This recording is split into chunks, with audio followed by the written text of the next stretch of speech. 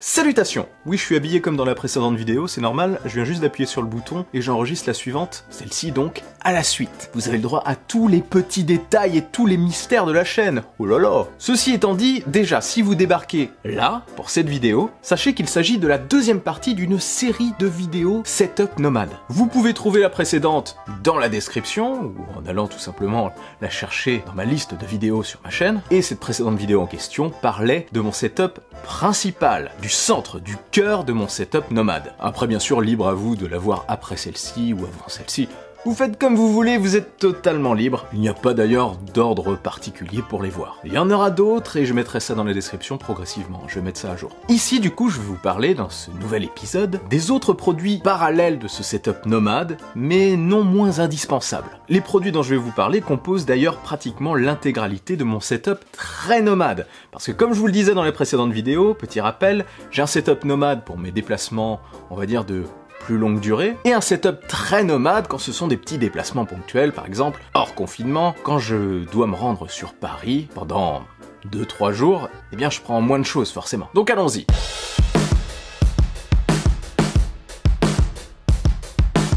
Déjà au cœur de ce petit setup ultra nomade, l'iPad Pro de 11 pouces de 2018. Je n'ai pas craqué pour le modèle de 2020, pas encore, je ne pense pas le faire parce qu'ils sont quand même relativement proches et je ne pense pas avoir aujourd'hui besoin des améliorations qu'apporte le modèle de 2020, notamment sur la photo et la réalité augmentée. Donc l'iPad Pro, je l'utilise lors de mes déplacements de courte durée, comme je vous l'ai dit, mais sinon je l'utilise en général en parallèle de mon MacBook Pro de 16 pouces dont je vous parlais dans la précédente vidéo. J'utilise très peu Sidecar, vous savez, le fait de partager l'écran de notre MacBook sur l'iPad Pro, ça j'avoue que je l'utilise très peu, il faudrait que je m'y mette. Donc j'ai pas spécialement de retour à vous faire là-dessus. Je l'utilise principalement en fait pour faire mes miniatures notamment, les miniatures de la chaîne je les fais toutes sur l'iPad Pro, avec plusieurs apps dont Lightroom. Dessus aussi je garde toujours un œil sur YouTube et sur Twitter, les stats, etc., les commentaires. C'est très pratique en fait, je contrôle plus ça sur l'iPad que sur le MacBook à vrai dire. Et je prends aussi énormément de notes avec l'Apple Pencil. J'annote des screens par exemple, je prends beaucoup de notes manuscrites,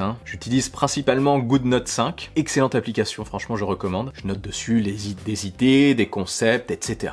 Je griffonne quoi. J'utilise aussi avec, pour le protéger, une coque Moco, dont je vous ai parlé aussi sur la chaîne il y a un bon moment, quand j'ai acheté l'iPad Pro en fait. Et franchement, elle tient super bien le coup, Rien à redire. Elle n'est quasiment pas abîmée. Donc c'est du costaud. Je recommande aussi. Elle est un petit peu lourde, mais toujours très agréable. Ce qui est cool, c'est que cette coque est magnétique. Je voulais à tout prix choisir ça, parce que ça permet de retirer l'iPad, afin de l'utiliser sans protection. Profiter vraiment du produit tel qu'il est. Et ça, je le fais quasiment tout le temps. Pour mes prises de notes notamment, c'est très pratique. Je peux les prendre debout, assis, etc. J'apprécie. Après, personnellement, j'attends le Magic Keyboard, Vous savez, le fameux clavier Apple qui va sortir pour le modèle de 2018, pour l'iPad Pro 2018 et l'iPad Pro de 2020. Un petit clavier avec un trackpad qui protège aussi l'iPad et qui est également magnétique comme la coque Moco. Donc, avec ça, j'aurai vraiment un produit ultra nomade qui m'accompagnera encore une fois partout et qui sera beaucoup plus confortable surtout pour répondre par exemple à des mails ou taper un petit peu de texte. Ça, c'est vraiment ce qui me manque aujourd'hui sur l'iPad Pro. Mais franchement, une fois que j'aurai ça, eh bien ça sera top et je vous en parlerai sur la chaîne dans tous les cas. J'ai aussi un truc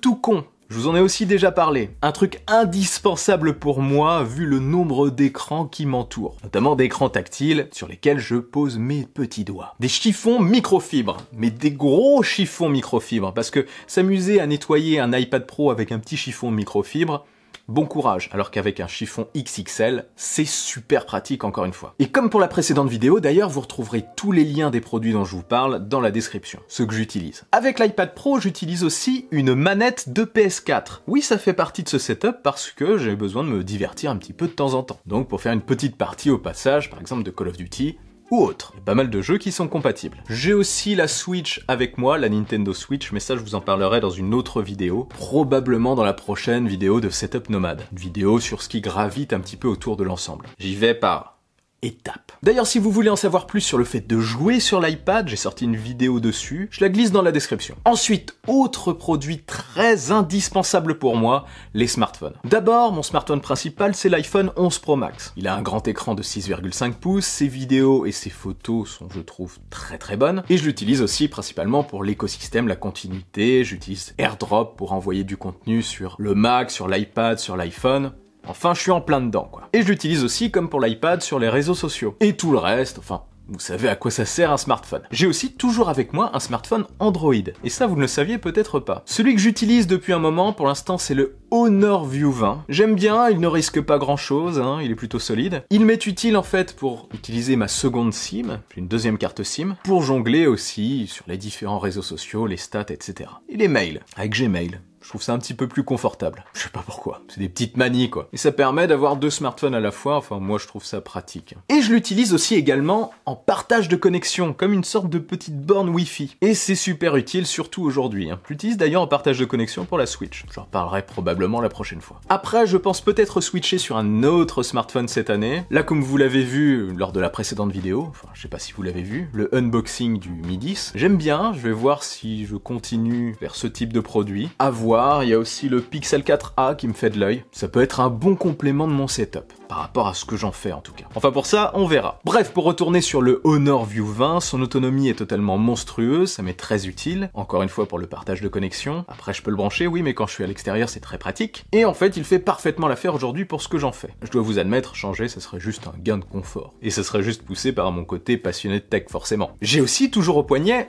l'Apple Watch 5. Bon pour ça, je vais pas trop développer, pour en savoir plus sur mon retour d'expérience, je vous invite à voir la dernière vidéo que j'ai faite aussi à ce sujet, un retour d'expérience au bout de 6 mois. Je mets ça aussi en dessous. Et pour finir, pour recharger tout ce beau monde en déplacement, eh bien j'utilise quelque chose de totalement indispensable pour moi. C'est une batterie, je vous en avais déjà parlé, une batterie Rave Power de 20 100 mAh. Alors celle-là, elle ne me quitte jamais. C'est costaud quand même, mais très efficace. Donc pour conclure, comme je vous le disais, tous ces produits, hors manette, ça dépend des fois, hein, eh bien tous ces produits m'accompagnent lors de mes déplacements courte durée. Et franchement, je me répète, mais avec le Magic Keyboard, ça sera totalement parfait. Voilà, j'ai fait à peu près le tour. Dans la prochaine, je vous parlerai de tous ces petits accessoires qui viennent parfaire l'ensemble, pour mes usages en tout cas, hein. Chacun utilise ses produits à sa façon. Des accessoires, en gros, indispensables pour moi pour travailler. Et après ça, on aura peut-être fait à peu près le tour. Enfin, j'ai d'autres idées, je vous en parlerai dans la prochaine, parce que j'ai quand même beaucoup de choses. Et vous, quel est votre setup ultra nomade? Un simple smartphone,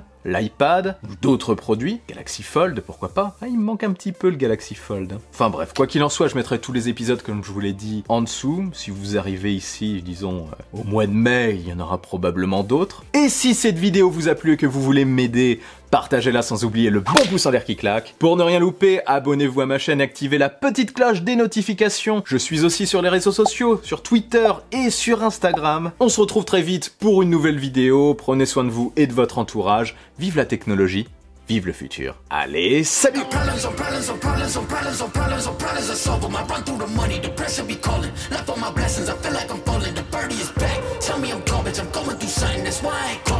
Progression is all that I wanted, a flow and affection, I summon it up.